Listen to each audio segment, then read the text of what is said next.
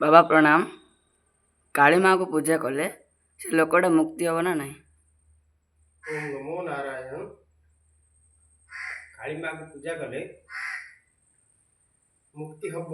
यदि माँ खुशी हम से मार्गटा सी बते, किंतु काली माँ हाथ में मुक्तिर दरबार ना कहीं ना आर गोटे ज्वलंत प्रमाण अच्छे। कौन देख, रामकृष्ण परमहंस गोटे बड़ साधु। माँ को डाकिले आउला, माँ पु को गोड़ पर बसिकी बुझे बस गेल भी कर दूला। आ पुओ रामकृष्ण परमहंस काली माँ को दक्षिणेश्वरी कलिकता काली पूजारी से डेली खीरी रांधिकी माँ को भोग लगुला। माँ निज आई पथर मूर्ति आविर्भाव होकर पुओ पाखे बसिकी भोजन करूला, खाऊला। ए कथा विवेकानंद प्रमाण दे बुझीपार ना। से जो तार बयस होगा रामकृष्ण परमहंस माँ तो बड़ दयालु, पुअर मंगल माँ चाहती कहला पुओ कथा ना कौन माँ तो पाखे कौन आपार रूपा रही। माँ पुअर तो सब खुला कथा हो डेली, तू कौड़ा लुचु मुझे कौड़ा लुचे ना। हाँ जे तो कथा आ तू गोटे दीक्षा ने ना, दीक्षा क्या आप नहीं माँ? अरे दीक्षा नेले ही तो जीवन भल हम ना। तू थाऊ था मो क्या दीक्षा ने ना। हाँ तो ने ना तोतापुरी सन्थ अच्छे पुरी रे तो अपेक्षा कर दीक्षा नबू। दीक्षा ने तोर आत्मार सदगति हो ना। तू एत बड़ शक्तिशाली माँ थाऊ थाऊ तू ये कर मत माँ बोली भाव मो मन मो माँ मो बापा हूँ स्वयं शंकर भगवान से मत तो से तोतापुरी सन्त पाखर दीक्षा ने ही तोर आत्मार सदगति हो, तो मुक्ति हो। जो माँ कहले रामकृष्ण परमहंस निजे जाकि पूरी गले स्वर्गद्वार पाखे तोतापुरी सन्थर आश्रम अच्छे एवं भी अच्छे अद्यावधि अच्छे से जाकि तोतापुरी सन्थ पाखे दीक्षा ग्रहण कर जीवन मुक्ति पाए। तापर कौन है माँ तो प्रसन्न खुशी विवेकानंद को शिष्य कले।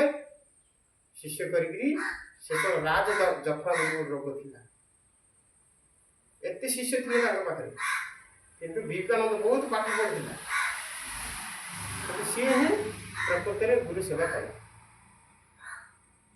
अरे कहले विवेकानंद गोटे दिन आसिक कांदिकी जनइला गुरुदेव कौन कर घर बहुत समस्या ना कौन ना भौणी बाहर टंका ना पैसा ना चलिए खायापी आम पैसा पत्र ना जाऊ माँ को मागु माँ को मागे पठेदेला पठे माँ को इतने हो रामकृष्ण परमहंस माँ दक्षिणेश्वरी सेपटे कंठे सरस्वती बसई दी से गले गला मागिला माँ को माग गुरु पठे ना। इे रामकृष्ण परमहंस मन भावुची आपको शिष्य कर कहीनी ते मो शिष्य कर किंतु माँ को जन से पिला मो शिष्य कर मत दे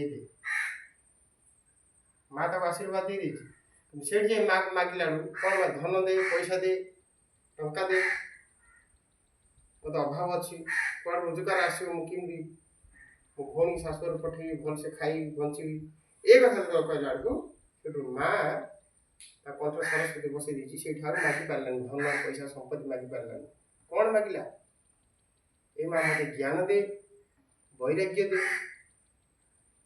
मागि पारे से आउे बाढ़ आईला हे कौन मागिदेली आउे से विश्रण जहाँ मागे मागे कौन मागिल रे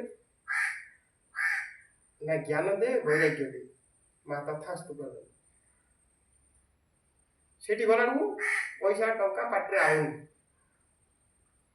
गले माँ को आदि थरी मागिला ज्ञान दे वैराग्य दे ସେଠି ସରସ୍ୱତୀ କଣ୍ଠରେ ବସେଇ ଦଉଛି, ସେ କଥା ବେସରଣ ହେଇଯାଉଛି। କାହିଁକିନା ଧନ ସମ୍ପତ୍ତି ସଂସାର ଯିଏ ମାଗିବ ସେଟା ହଉଛି ମାୟା। ସେ ମାୟାଟା ସେଠି କଟି ଯାଉଛି, ସରସ୍ୱତୀ କଣ୍ଠରେ ବହି ପଡୁଛି, ସେଠି ଜ୍ଞାନ ଦେଇ ବୈରାଗ୍ୟ ଦେଇ ଦିଥରିକି ମାରିଲା, ଆଉ ମା ତଥାସ୍ତ କରିଦେଲେ। ଧନ ଏତେ ପାଠ ପଢିକି ମଧ୍ୟ ନା ବାହା ହେଇପାରିଲା, ନା ପରିବାର ଭଉଣୀ ଶାଶୁଘର ପଠେଇ ପାରିଲା, ନା ମାଆକୁ ଭଲସେ ଦେଖିପାରିଲା। ହେଲା, ଜ୍ଞାନ ବୈରାଗ୍ୟ ପଳେଇ ଆସିଲା, ଆଉ ଘର ରହିବାକୁ ଇଚ୍ଛା ହେଲାନି। ସେଥିପାଇଁ ମା ଯାହାକୁ ଦିଅନ୍ତି ଭଲ ଜିନିଷ ଯାଚିକି ଦିଅନ୍ତି। ଶିଷ୍ୟର କେବଳ ଅକଲ୍ୟାଣ କରିବା ପାଇଁ ସେମାନେ ତାଙ୍କର ମନ ନାହିଁ।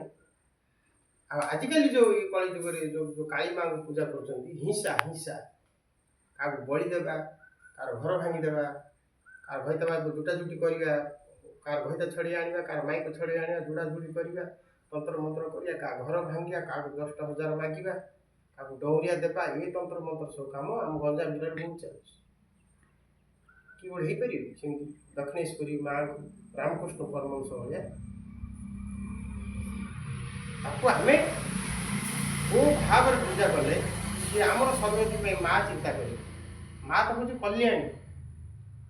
ଯଦି ମଣିଷ ତାର ଛୁଆ, ଏ ଛେଳି ମେଣ୍ଢା କୁକୁଡ଼ା କ'ଣ ତାର ଛୁଆ ନୁହଁ? ତାକୁ ହାଣିକି ତାକୁ ହିଂସା କରି ତା ରକ୍ତ ସେଠି ଦେଇଦେଲେ ମା ଖୁସି ହୁଏ। ଏଇ ହିଂସା ପାଇଁ ଏସବୁ ପୂଜା ବିଧି ଚାଲିଛି, ଟଙ୍କା କମେଇବା ପାଇଁ। ନିଜର ସଦ୍ଗତି, ନିଜ ଆତ୍ମାର ସଦ୍ଗତି ପାଇଁ କେହି ମାକୁ ମାଗୁନାହାନ୍ତି। ଖୋଲା ହୃଦୟରେ ମାକୁ ମାଗି ଦେଖୁ, ସେ ତତେ ଗୋଟେ ହିଁ ୱାର୍ଣ୍ଣିଂ ଦବ, ହେ ବାପ ତୋର ସଦ୍ଗତି ପାଇଁ ଆମ ପାଖରୁ ଦୀକ୍ଷା ନେଇ ବୋଲି କହିବ।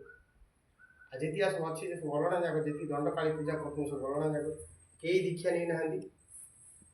ରାମକୃଷ୍ଣ ପରମହଂସକୁ ମା ନିଜେ କହିକିରି ଦୀକ୍ଷା ଦିଆଇଲେ। ଆମମାନେ ଦେଖିଛନ୍ତି ହିଂସା ହିଂସା, ଜୀବ ହିଂସା ଛାଡ଼ି ନାହାନ୍ତି।